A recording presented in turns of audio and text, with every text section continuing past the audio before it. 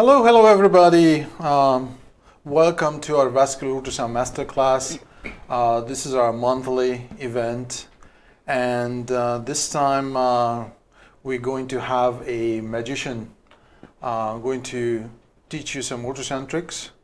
My partner in crime is Esther Colado, the technical director of our vascular lab in our outpatient clinic, and what I would like you to do, if you have any questions, please text DeBakey to 37607 or on the internet, thepolav.com,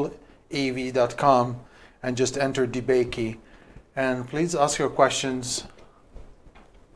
First, I would like to just remind you that we have an upcoming conference on Saturday, October 24th. And this is our annual Vascular Ultrasound Master Class. And to prepare for this master class, I strongly recommend to review our last year lectures. They are on demand and you can access them, and you're able to review the protocols. So the same idea what we try to do on the annual meeting, that we built our knowledge based on the protocols and interpretation lectures, what we did last year. And this year we're going to review cases. So the upcoming monthly conference will be, just mark your calendar, on November 17. We'll be back with Esther. With cats are my favorite cases. That cats will be carotid artery. The TS will come up with something. I think it was TCD or some single. And then we have a special Top Gun event because we wanted to make some fun of the AVF. It's just so obvious that we need to do an Air Force AV study on September 15. So without further ado, what I would like to show you is that we are serious people, and we definitely enjoy our work with Esther, with our co-workers. This is our Red Nose Day. And Esther was one of the founder sonographer in our ultrasound lab. So our ultrasound lab was funded by Dr. McCollum and Dr. Noon. I would like to recognize them, especially because not just celebrated our 48th, this is the picture when we celebrated the 30th anniversary, but the generous donation to our education fund. So thank you, Dr. McCollum and Dr. Noon. And the special thanks going out on the left, because Dan Parker, next to Esther on the picture, just recently retired. So Dan, good health, and wish you a happy retirement. We're definitely going to miss you, and anytime you want to do more teaching, please come back, because we definitely can use your skills and teaching. This is a group picture on the 38th anniversary about our vascular lab. And when sometimes you think that the vascular lab is growing, our lab is shrinking. So we have, looks to me, less people. But again, this is our group picture about 2 years ago. I think we have a new group pictures due these days. And what we wanted to do is recently the SVU came up with a waveform interpretation. And we wanted to tune our understanding about the waveforms, not just the vertebral artery, but I just wanted to scare you with this image, that if you walk through this image from left upper corner to the right, you need to see the differences with the waveform, and you need to give me a diagnosis based on that. And then the really tricky one is on the bottom. So when you really would like to master these waveforms, you need to recognize the pre-steal, but also the intra-aortic balloon pump waveforms, and this is what gives you a chance to really master the ultrasounds. For today, we just would like to show you a very, very interesting case. We are following for years, and we're going to go through the carotid TCD waveforms, and then we're going to show you how we did stenting of the arteries. We'll show you some intraoperative pictures. But first, Esther, please tell us about your case. So this started with a question about a waveform that I posed to Dr. Garami, and continued with coming up with this case and presenting this today. Plus, it sort of runs into the paper that was put out by the Society for Vascular Ultrasound and Vascular Medicine and it's basically interpretation of peripheral, arterial, and venous waveforms, so it will be our Bible. It is in the JVU that just came out in September, so if you have an interest, and you can also Google it, there's a reference down at the bottom. So a little bit of circulation to the brain. The carotid artery carries 40%, so total of 80 in 2 carotid arteries, and the vertebral carries 10%, so that would be 20% in each, a total of 100%. And subclavian steel is part of our study today. The phenomena, it refers to the reversal of flow in the ipsilateral vertebral artery due to the subclavian stenosis or occlusion. The syndrome is actually the patient's symptoms, so it could be arm symptoms, claudication with BP difference, so we always get blood pressures in both arms. It could be neurological symptoms of vertebral basilar insufficiency, which could be dizziness, vertigo, presyncope or syncope, diplopia or dysarthria. Or it could also be cardiac if a patient's had a cardiac bypass and the internal mammary artery was used, they can also steal. So reverse flow in the vertebral artery together with the appropriate symptoms of VBI would be subclavian steal. And most commonly it is on the left side. So vertebral artery flow, you can have normal antegrade flow, bidirectional flow, which was really the question that was posed, retrograde flow or occlusion. And they're all simple to measure and quantify except perhaps the bidirectional. So the question was about measuring these. Should they be measured? You know, sonographers are used to measuring everything, waveforms, lumps and bumps, pseudoaneurysms. So it's just natural to want to go and measure these. But the question was, should we really be doing this? This would be a normal vertebral artery waveform. It looks like a version of an internal carotid artery waveform. Low resistant, feeds the brain, continuous forward flow. And this is a representation of the different phases of steal. So we have the bunny rabbit, which you've probably heard of. It reflects the ears on the first peak and then the back on the second. And that would be our pre-steal. The second would be an incomplete steal or oscillating bidirectional. And then the third would be the complete steal where the waveform is below the baseline. And this just shows the vertebral artery progression, basically the same thing in both images there. So we start with normal flow and then the slow progression into total reversed. And then types of pre-steal waveforms, anywhere from type 1, 2, 3, or 4, with 4 being the nidus of the waveform below the baseline, and the rest refer to the nidus in comparison to where the diastolic flow is, the flow line. So bidirectional vertebral artery flow, also described by us as oscillating, alternating to-fro flow. So it can precede retrograde flow. Some patients have pre-steal, and on duplex scan there can be normal antegrade flow in the vertebral artery, but if you perform a hyperemia test, it could totally reverse or partially reverse. So it can change the waveform. So produce reverse flow in the vertebral artery when increased blood flow is needed for the arm. And how do we do this test? We're going to insonate the affected vertebral artery on the duplex ultrasound scanner, and we're going to run the Doppler. We're going to have a second person in the room who's going to inflate a blood pressure cuff on the ipsilateral arm to suprasystolic levels for at least 1 to 3 minutes, and then quickly deflate. And we're not going to do that with a roller ball on the blood pressure cuff. We're going to pull it open manually, so it's a quick release. And more blood flow is going to rush to the arm and less to the brain. And it could convert the vertebral waveform to a more pronounced steal or complete flow reversal. So if you do this, beware. The patient could become presyncopal or syncopal.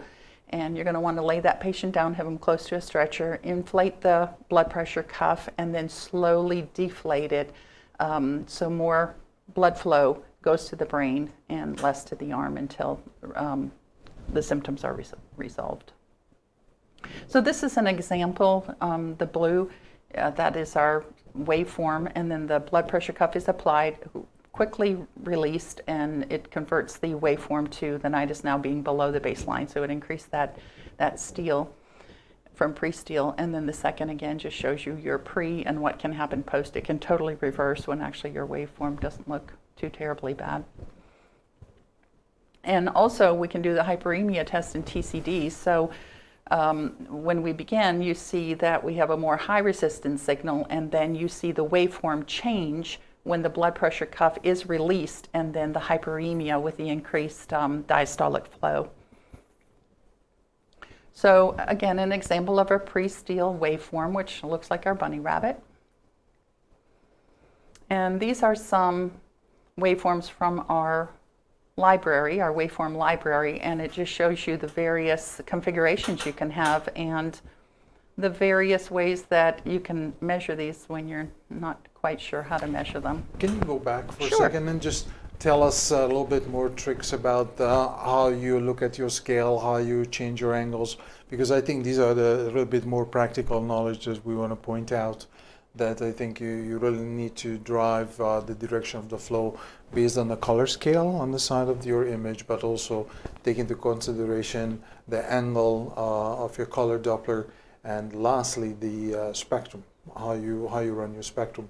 On one side I see a positive, another side is negative. So in the first image, I think the first thing I would want to do is decrease my scale a little bit, right? It's at 100, so it looks like a really small waveform to be able to assess. Color box is red is going towards the probe, so we are picking up red flow here. We do have a little bit of a V-shaped cutout there. And why is your color box is so big?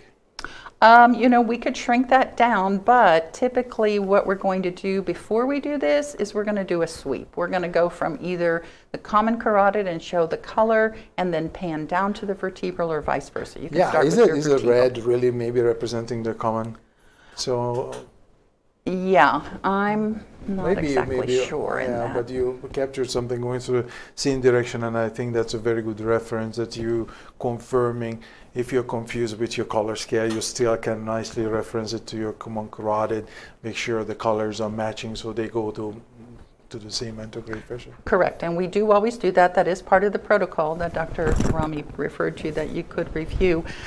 Just for saving space, because this is a long case, I did not include those motion clips, but Yep. definitely very helpful, because you could actually freeze this at a point where you're in diastole and it would look blue, right? And we've had lots of discussions on those at conferences, you know, as to whether that's true or not. And then the one on the left, or I'm sorry, on the right, so again, we could probably decrease our depth on that a little bit. Color scale, so red is going away, so you know our color box is diving down, so red is forward flow in this case. And again, we have what looks like a pre-steal waveform there, a V-shaped cutout. Mm-hmm. And then we have the alternating. So again, we talked a little bit about the previous slide where you have the nidus now dipping down below the baseline in the first and the next. And then the one in the center, I think, is possibly reversed, yeah? I think systole is below and then the diastole is above. Yeah, but I think it's inverted, and I think that's Right. a very good point that when we are describing the waveform, you also want to look at the velocity measurement. I think the variation, how we're placing our measurement, I think this is like a red-nosed day, quite funny. Yes. That depends on my mood, how much coffee we had in the morning. There's definitely a science, where's your systole and diastole in these alternating waveforms. So can you give us some hint? Where would you place properly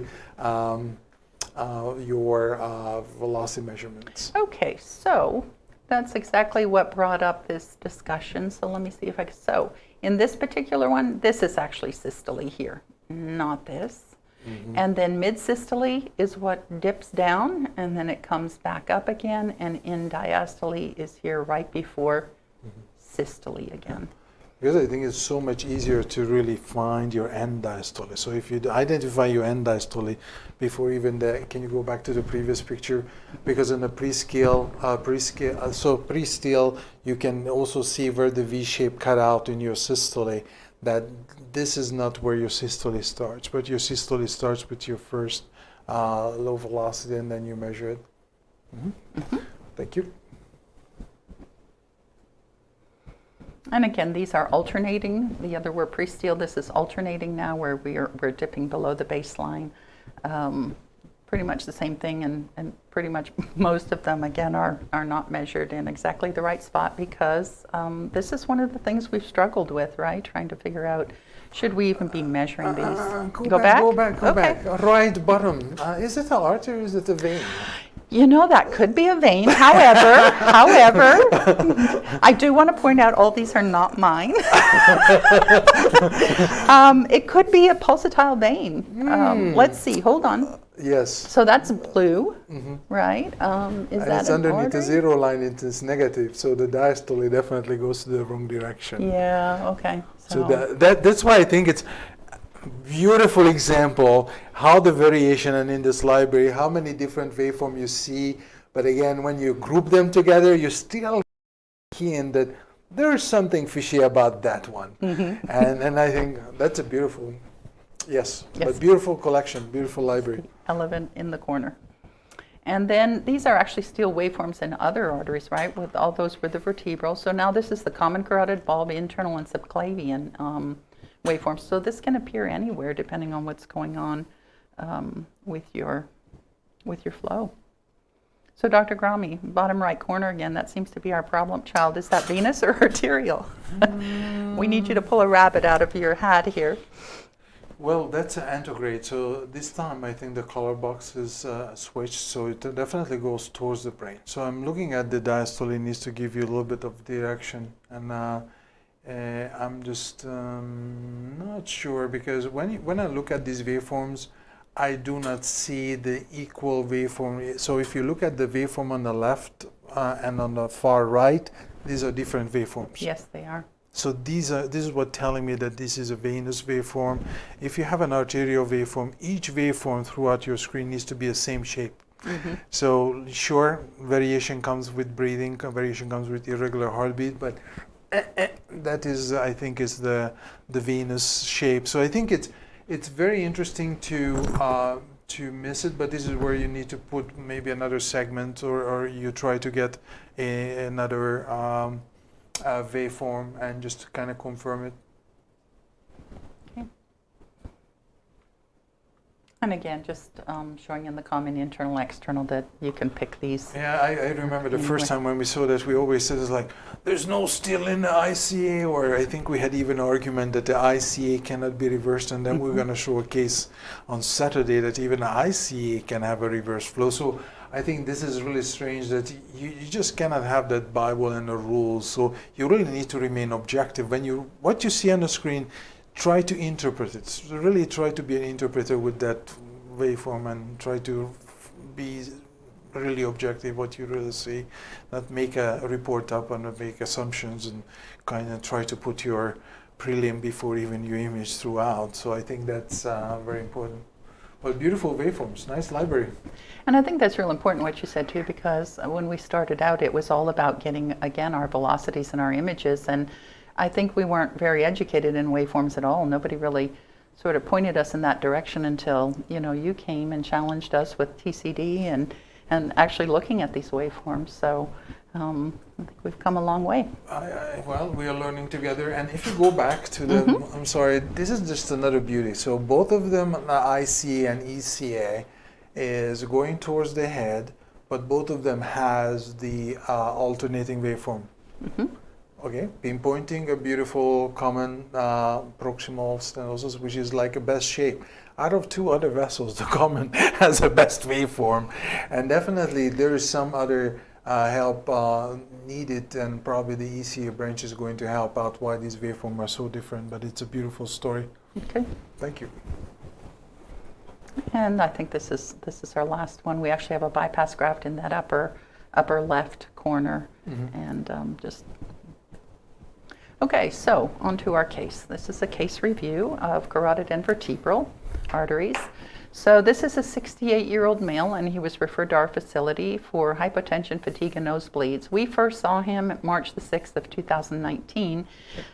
Stated he had borderline blood pressure, elevated blood pressure with occasional dizziness. So past medical history, he basically has one of everything, but the important thing here, I think, are his symptoms. So vertigo, syncope, dizziness, shortness of breath, visual disturbance, and headaches. So he was first assessed in 2012 at an outside facility, and like I said, we saw him 2019. So he really doesn't have a surgical history. He just had stenting to his LAD, his coronary artery, at the outside facility. So he first comes to us in March of 2019, and a carotid duplex is ordered. So with this, it's just basically showing that the plaque you can see already starting in the proximal common carotid, and the bifurcation is heavily calcified also. And then we run through with color. And we're looking for color in both of these arteries. So they're both open. You see color flow, lots of irregular calcified looking plaque. And then we'll just go through our Doppler signals. So initially that proximal CCA has a velocity of 284 centimeters per second. And then we get a signal just distal to it, and it drops down to 92. So there's something going on proximally here. The mid, these waveforms are just pretty astounding to look at to me. But the mid.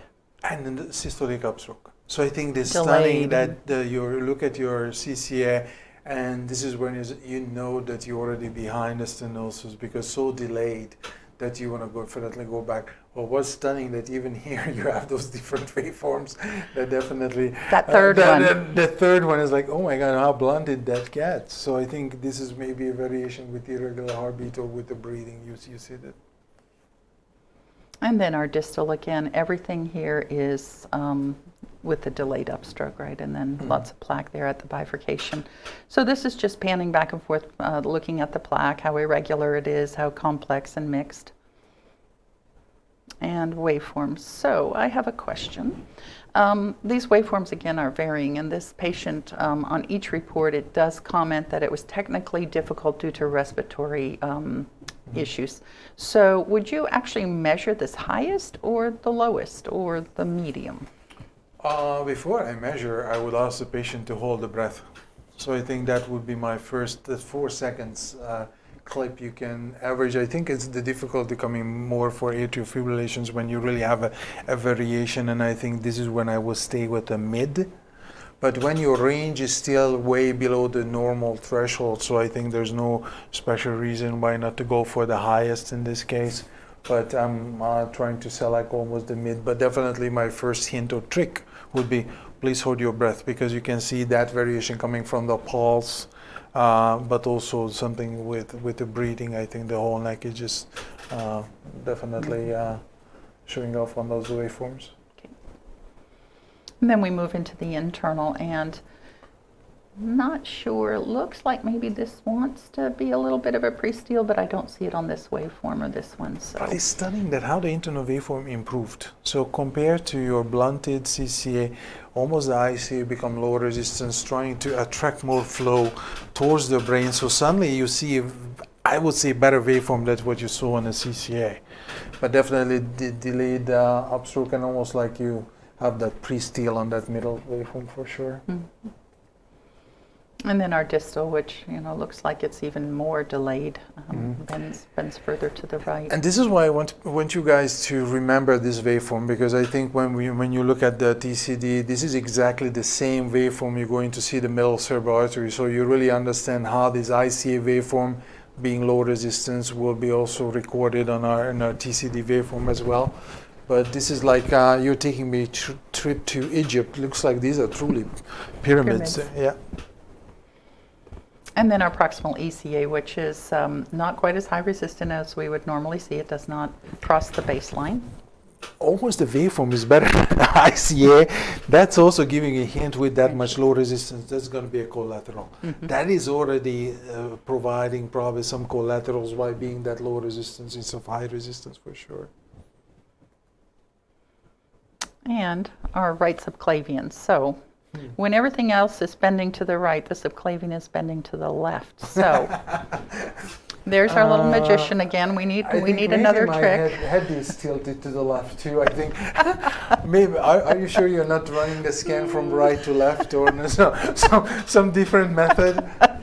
Yeah, it's really strange. Mm-hmm. Yeah. Mm-hmm. He does have a little bit of plaque we can see here, but nothing that looks major. I would love to have another waveform in that subclavian, because I'm puzzled that if your common is that blunted, this systolic upstroke cannot come from a same vessel bed. So if this is something behind the subclavian, you have already a collateral coming in, because you can put the story together that if your common is that disease is going to be the innominate stenosis, needs to be resolved the waveform changes in the subclavian. So, and that little tiny red may be representing some collaterals or branches coming in. So, but definitely the high velocity kind of giving me a reason that this is maybe the subclavian, but it's definitely an abnormal waveform. Very much so. So it's definitely not triphasic. So when you do the waveform, I think that would be another favorite conference when you are just call it, this is definitely not a triphasic one. And then our vertebral, which, we're back to the pyramid again, and velocity 58/35, so just very low resistant. And definitely antegrade, right, going towards the brain. So this is the left side, and again, you see plaque in the proximal common. Our color, and we're going to want to watch this because when we get to the bifurcation, we see a color flow disturbance on this side. Both vessels are patent, but there is color flow disturbance. So our common, again, plaque pretty much throughout, elevated at 145, but not as high as the opposite side, drops 72. We move to the distal common, and you can see this patient just has a lot of disease throughout these arteries, and again, the variation in waveforms here. Internal, and again, our external must be a collateral pathway because it's the low resistant again, right? It doesn't cross the baseline. And subclavian on the left, it's not high resistant. We lose our diastole. Yeah. And then this vertebral's 23, so very, very blunted. Almost you copied the right vertebral. Both vertebrals, same waveform, is stunning out. It's not coincidence that both sides.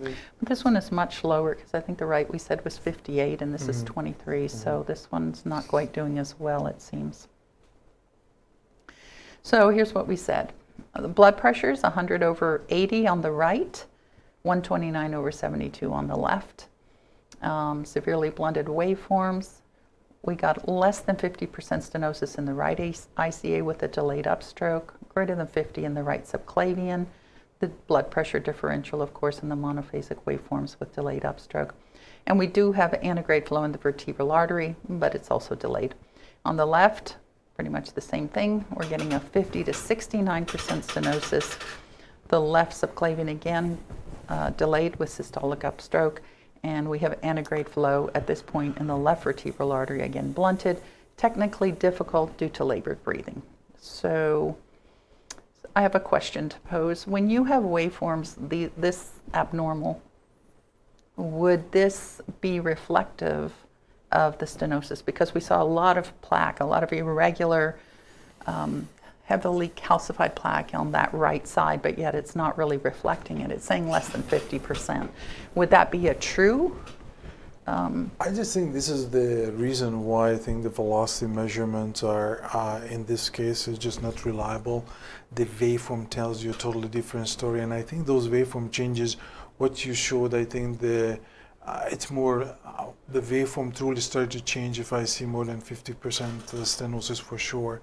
But over 70, those are what the waveforms are generating. And I think based on the waveform changes, and one thing came into my mind when you're listing all these, that maybe what is the aortic stenosis resulting all that? That was my next comment. So how do we know this isn't the heart? How do we know it's not aortic well, stenosis? You see, and this was stunning for me that compared to all these vessels, how much calcifications and everything we see, his heart is in pretty good shape. So only that stent in the LAD. Otherwise, we have a clear cardiac workup. So that is one assurance for you that, again, while you're investigating all the neuro status, that also the cardiologist already went through the cardiac workup. So this is why it's on our plate to really figure out exactly where the stenosis. And at this point, we're definitely pointing more and more proximal. So definitely the origin of these vessels are where we need to look at, and this is why it's so unusual. And okay, and let's look at the TCD. Okay. How the TCD will help us. So here's our TCD. We start with our ophthalmic, siphon. We're at a depth of 65 and 66. This is right and left. And again, everything's delayed, right? It looks a lot like our carotid. Looks like that pyramid waveform. Yep. We have antegrade flow in the ophthalmic, though you saw in both of those. So this is right MCA on the top row, left MCA on the bottom row. You see that pyramids again, but exactly what we saw on ICA. That's the same waveform you see. So if we look at the left, the center, our mean is 123 with a Brewy. We're at a depth of 55. In the next slide, we just went one deeper and we still have the Brewy and the elevated velocities. So this is possibly a stenosis? For sure, because you had 65, you have only 60, so definitely you almost double your velocity, so you're looking at the 50% MCA stenosis. And our ACA? Just everything pyramid shape, delayed. PCA. And left is hypoplastic. I think that's one more. If you go back, I think that's very important, because one of the things when you're balancing, and how you said the two carotids 40-40. So if one carotid is losing the volume, the other carotid will help out, and with the antegrade cross-feeling would be our first thing. But if you have a hypoplastic ACA, you're not going to get this anterior cross-feeling.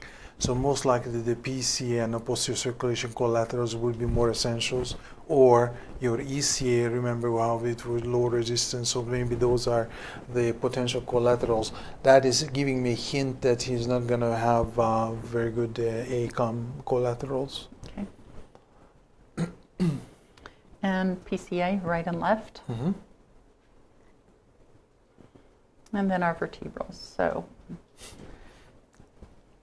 lovely waveform, right? Looks like a steel type waveform, or oscillating. But it's alternating. Yeah. Yes, alternating. Alternating. I think the interesting finding was that on your extracranial vertebral, you still had antegrade and just had a V-shaped cutout, but this was like barely pulsatile. But here you see almost like that was really at the proximal end of the tube.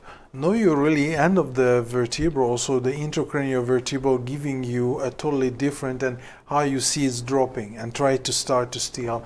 But I think it's stunning how bilaterally, but the left vertebral is still antegrade for sure. So the right is stealing, but the left is still antegrade.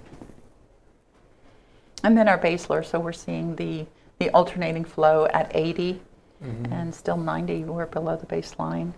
95 and 100, a little more. 95 still below, and 100 I think was difficult to try to get. So that is stunning, and I think the later on I think we'll confirm that the Angio confirmed the same thing, that you injected something into the ICA. It was retrograde feeding the basilar. So I think that still was also the Angio confirmation. So it's not just kind of imagining. That's a beautiful arterial signal for sure.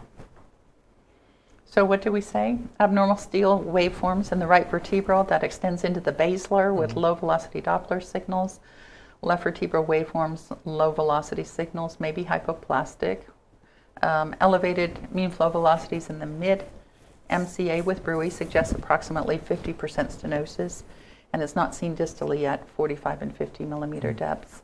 All waveforms throughout the cerebral arteries are bilaterally are delayed, and we didn't see the left PCA, and it was difficult to obtain on the right. So due to the difficult temporal windows, a head turning TCD was ordered, but we could not perform it because it wasn't seen on the left and too difficult to obtain on the right. Okay. So CT angio of the neck was done on 4/29/19 and showed severe stenosis of the innominate artery distally with extension into the proximal right CCA and subclavian artery, and it was difficult to delineate the origin of the vertebral arteries. He has extensive vascular calcification throughout. And I would like to share these gorgeous pictures. This is a courtesy of Panraj. He's our on-site Siemens scientist. just does magics with the CT scan. And in this case, you see the almost like we call it the porcelain aorta. Right in the middle, you see the white. This is how much calcified, and all the origin. Almost the calcium is really hiding all the narrowing of these vessels. So all that white at the left common origin, and the subclavian, those are the plaque, and you really don't appreciate the true lumen, but you just see that calcium. You really need to see the source images. And I think the next picture, what we try to do is we try to show you how the bone would be also in your way. If you would like, try to go more proximal. So the idea that, yes, I have an abnormal waveform in a common carotid. Can I go more proximal? Can I go more proximal? Sure, but there's definitely always a limitation how proximal you can get.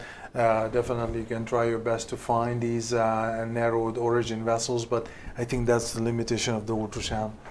With the next picture, we removed all the bones, and now you can really see and I think we want to point out that on the left subclavian, the vert origin has a very severe stenosis. So I think that's addition why the left vertebral was, go up with the mouse to the left. This is the left side. Yeah, right there. To the left, just a tiny bit. Yeah, tiny bit left. Yes, that's the left vert origin. And you see how narrowed. This is, you're going to be like 80% on angio or something, but it's really stunning that you do have a subclavian significant stenosis, but on top of that you have a vert origin stenosis. So that's what makes it, again, impossible to get through that flow. So this is why the low velocity on your TCD kind of confirming that, yeah, you're not going to see increased velocity of that one just if you look at that origin for sure. But this is where, if you see that abnormal waveform, again, more proximal, go to the origin of that vert, that will maybe point the stenosis. So just to recap, this man has stenosis in his MCA on the left, his vertebrals, his innominate, his subclavians, his carotids. Left common. Mm-hmm. So, yeah. So this is why it's a really complex case. So this is why we said that with that one case, we wanted to teach all the waveforms and everything possible in the vascular lab. And again, we are not starting to do these complex cases. Usually we'll start with few training, but again, you are a master. This is why we need to learn from you. What are those tricks? You need to be ready for these really difficult cases. Yes.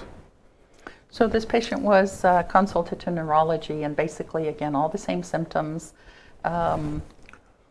So the assessment was that they thought his symptoms were from low cerebral blood flow, multifactorial, coming from CHF, untreated sleep apnea, poor vascular reserve, and suspected long segment stenosis in the left ICA and right ICA, plus vertebral basilar insufficiency from the right subclavian steal. The most likely culprit they felt was the subclavian steal. Mm. And then he came to see us in May of 19. They discussed surgical options, and basically they thought the blockages may be too extensive for a stent, so a bypass was offered at that time. And then further imaging was going to be pursued. Yes, and I think right now I want to take over of the cerebral angio, just confirm all those different findings we had on the CT, on the source images. And can you switch to my screen? I would like to take you to the operating room, because right now in the operating room we'll try to fix the left common carotid artery stenosis and the left subclavian. And first I'm going to monitor the bilateral MCA. The bilateral MCA, because while you are working in the arch, you can still see the catheter movement, and this is what I would like to show you, our fancy way of showing what is the blood pressure doing, and hopefully this was the left arm, if you see a good blood pressure. You can see it's I'm sorry, just wanted to show you the waveform, but looks like my waveform is gone. What I wanted to show you is it's hiding my waveform underneath here, that look at the difference of the middle cerebral artery on the right side, and the waveform difference on the left middle cerebral artery. So in the operating room, because of the pressure lower, I think results is more waveform changes. And I think the right side is definitely where I see the flow was really minimal.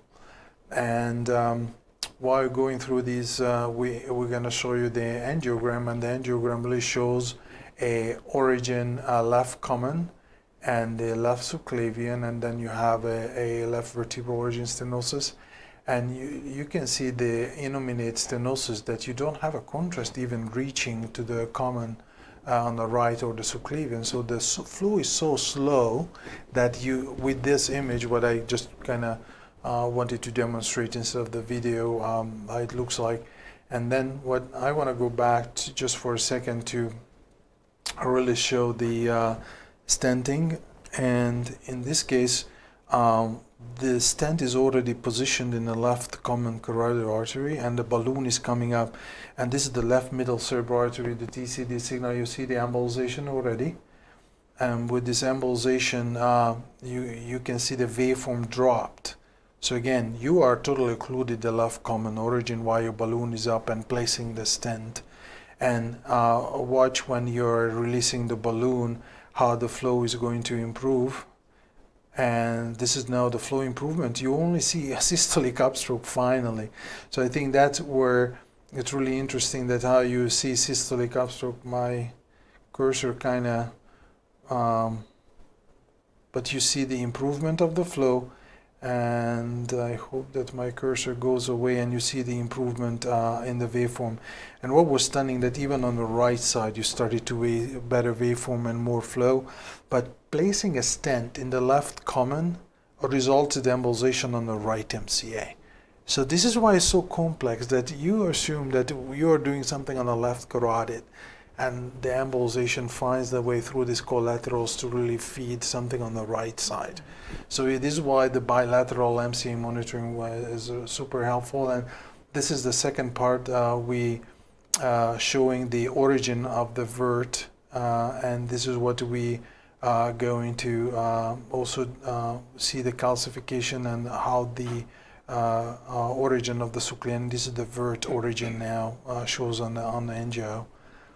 And on the next, we are coming from the arm, and this time we are going to place a balloon again with the origin of the subclavian. And by the origin here, you're going to see how the waveform, now I'm monitoring the PCA, and the PCA really didn't improve that much. And I think I have to blame it that on the top of this subclavian disease, you do have the vertebral origin stenosis as well.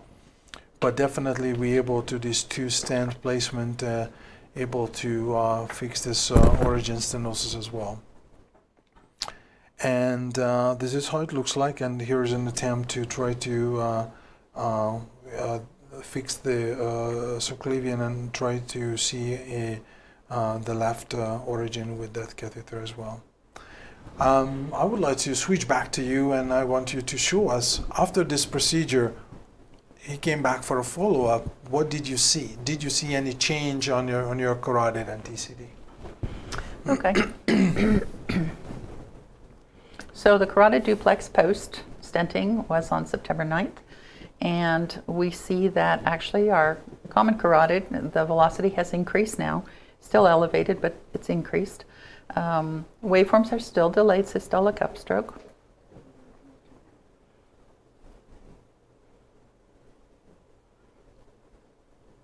This is just going through the internal. So we check a volume flow, which I think is just really added to our studies. So on the right, our volume flow is 108 cc's per minute, and on the left, it's 490 cc's per minute. And I think not just the flow volume difference, but look at the waveforms. So the waveform tells you the story that definitely the left side is have a better systolic upstroke now.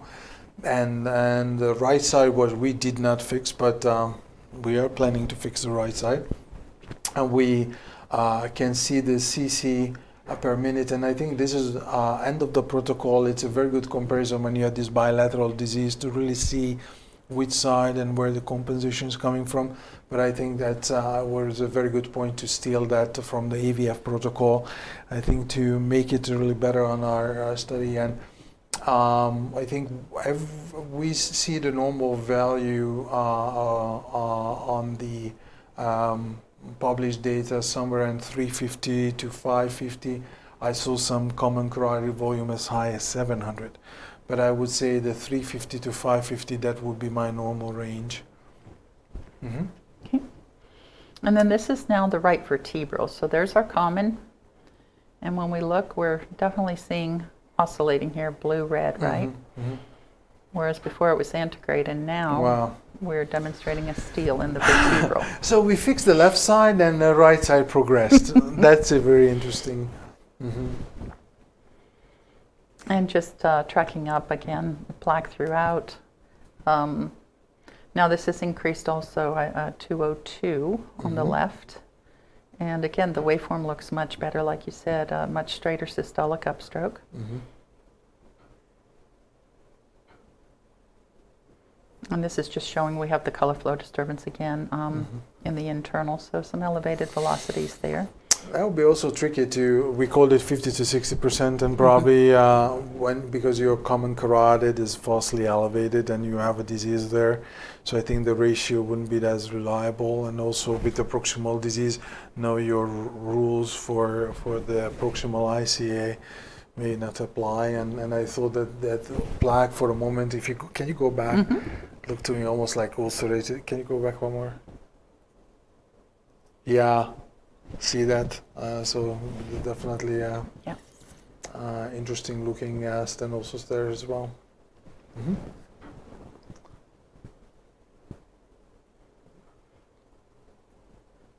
And our subclavian, which also looks better, right? Wow, it's a huge change. Yeah, huge change. And our vertebral, which again looks like maybe there's a little notch. Right. Right? So I think the notch is there right on the second waveform. I see the best on the second waveform on the left. See that how you have a V shape again cut out lower on the left. Oh, there. Right there. There. Yep. That's a pretty still. So despite that you have a normal waveform in the subclavian, you have an abnormal waveform in the vertebral pointing to the vert origin. So definitely I want to see the vert origin on the follow-up. Okay. So now the blood pressure is 107/69 on the right and 164/70. So definitely improvement. Not much change on the right, because nothing was done, but the left shows quite a change. Mm-hmm. Yeah. So we said by, greater than 50 in the common because there were elevated velocities, less than 50 in the right bulb internal and external, and the left we called 50 to 69. Mm-hmm. The change is the bidirectional flow in the right vertebral now, suggesting steal type 4, and antegrade flow in the left vertebral. Mm-hmm. Beautiful.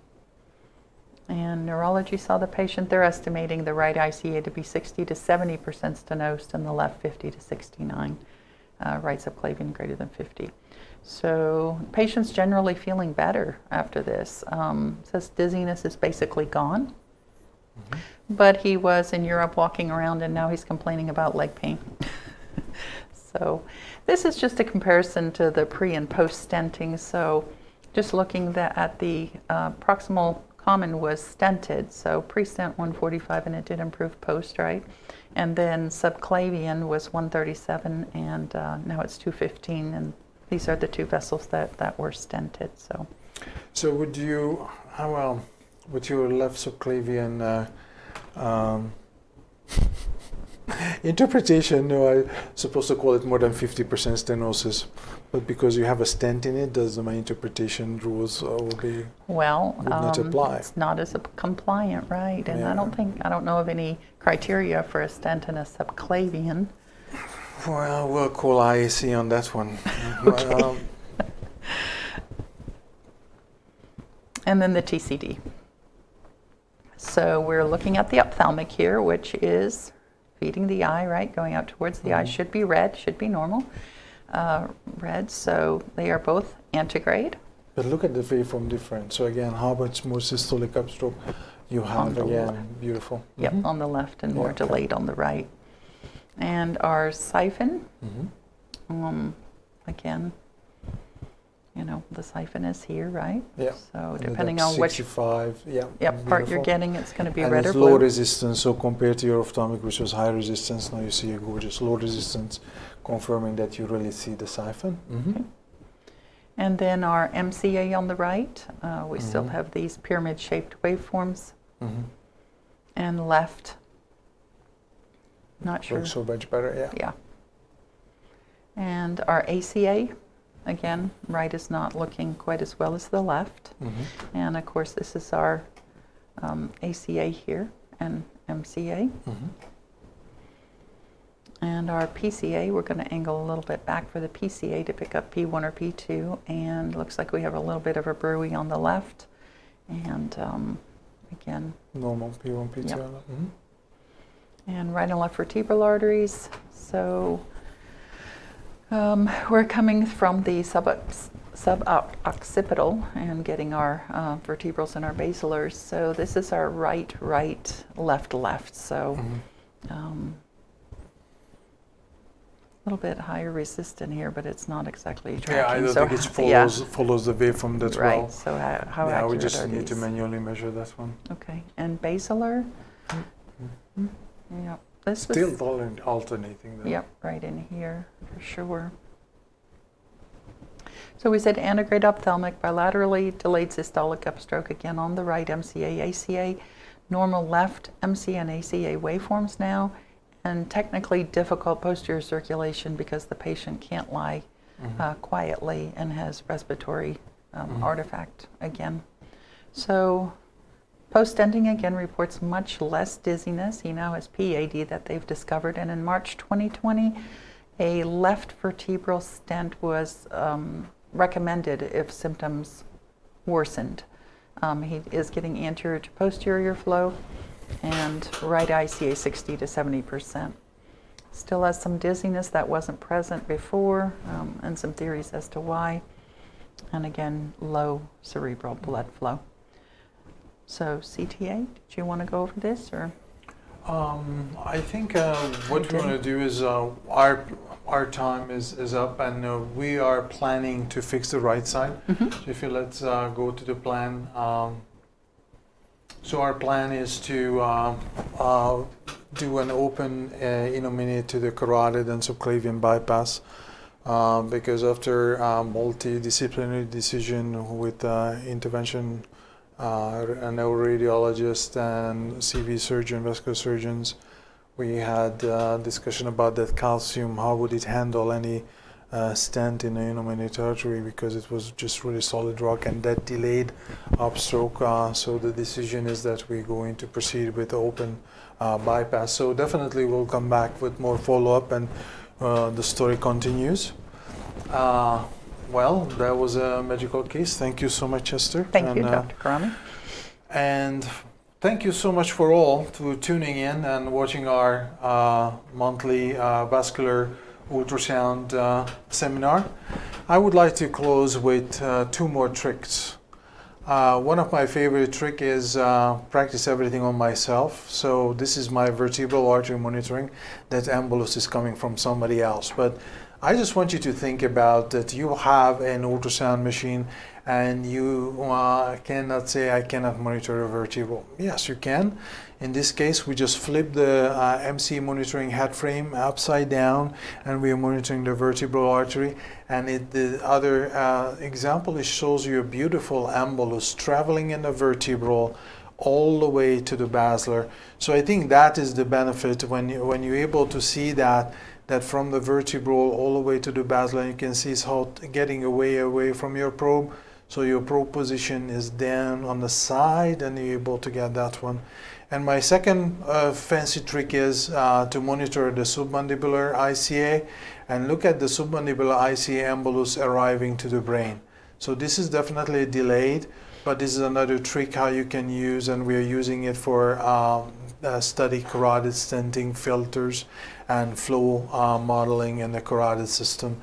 And this is another delay, how you see from the carotid, so submandibular, arriving to the MCA. This is like a contrast injection, how fast is reaching the brain, but almost takes about a heartbeat to get up from the carotid to the brain.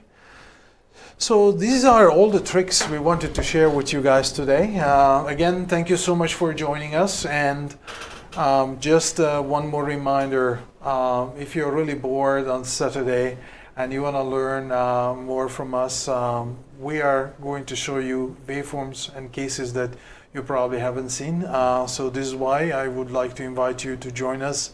I think we still have a few more Zoom account left. We do have a limited of 500 guests.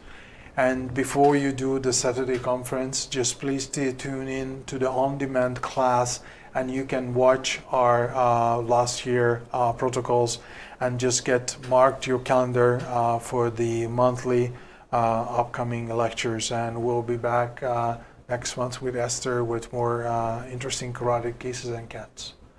Thank you so much. Have a good day.